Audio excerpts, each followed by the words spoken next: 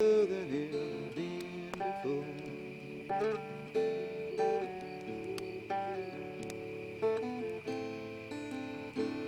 And the people are drifting from door to door.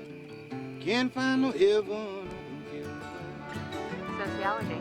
Professor Gorfine, please. He's in a lecture now. Can I take a message? Yeah, could you just tell him, don't worry, Lewin has the cat. Lewin is the cat. No, Lewin has the cat. I'm Lewin, I have his cat. The Coen brothers are kings of the absurd, simultaneously capable of making a crude joke like that, and at the same time inviting its audience to continue to dissect, even when such a joke seems to be poking the finger at them. And they've never been shy about their literary influences. Flannery O'Connor, William Faulkner, Dashiell Hammett, and the center of this essay, James Joyce. Joyce will prove to be an influential figure to the Coen brothers when, after Fargo and The Big Lebowski, they decided to adapt the Odyssey. However, they never read it, but what they did read was a book called Ulysses, Joyce's seminal novel. Conflating their hero and their goal, the result will be 2000's film, O Brother, Where Art Thou? And like the Odyssey, we'll see some familiar figures, a blind prophet, the sirens who lull our adventurers to sleep through beauty and seduction and song, a wife who our hero Everett will long to return home to, and of course, John Goodman portraying the Cyclops. The Cyclops will be the segue for the Coen brothers to use in O Brother, Where Art Thou in order to talk about the history of film. Now, whereas Joyce used the history of the English language to depict a birth, the Coen brothers will use it to save a life.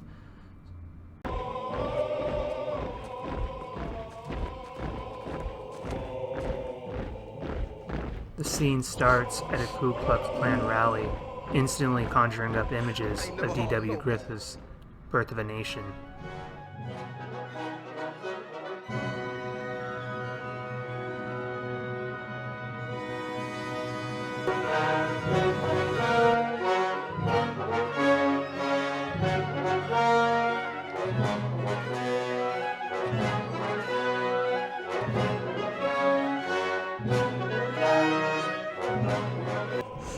When we see the Cyclops remove the veil and see George Clooney's face, we can't help but think of a classic movie star, more specifically, Clark Gable. The villains themselves resemble something out of classic comedy. Groucho Marx and the Marx Brothers. Everett and his friends remind us of another famous three-member group, the Three Stooges. When Everett grabs the staff of the flag of the South, a famous iconoclastic symbol for them, we can't help but think of another character who also had to rush in to try to save a loved one. Benjamin, going in to save Elaine from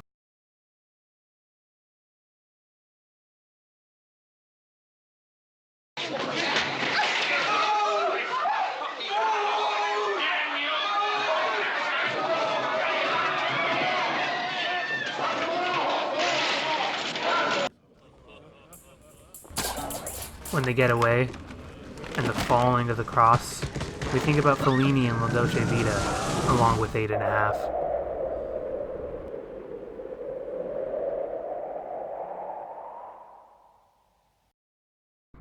What the Coen brothers have done through all this is said they accept history, and that in a way, by re-showing historicity and the history of film, that they could point to the past and its mistakes and look to a better future. And just as important to the Coen brothers and James Joyce is music.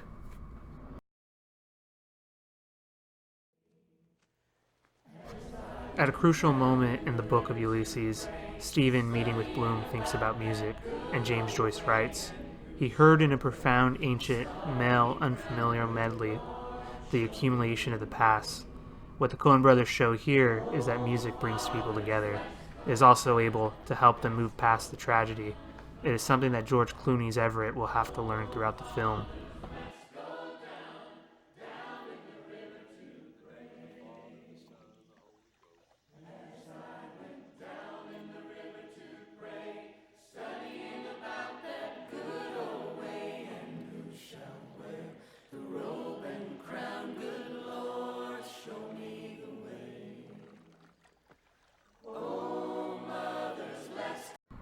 And one of my favorite moments of the film, Everett is in the studio, and George Clooney plays it as if the character himself doesn't realize he can sing. But what it does is convey the history of this man, the torture, the pain that he had felt.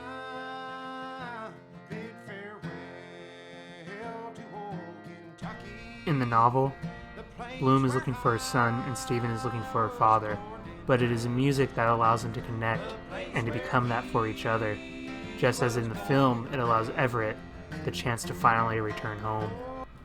Oh, that's good. You got a new cat. No, No, he came home. found his way back. The doorman heard something scratching yesterday morning. Early morning, wee hours. See? It's Ulysses. It's Ulysses? Ulysses. That's his name? Music remains a source for people in this world, as absurd and crazy it as often seems.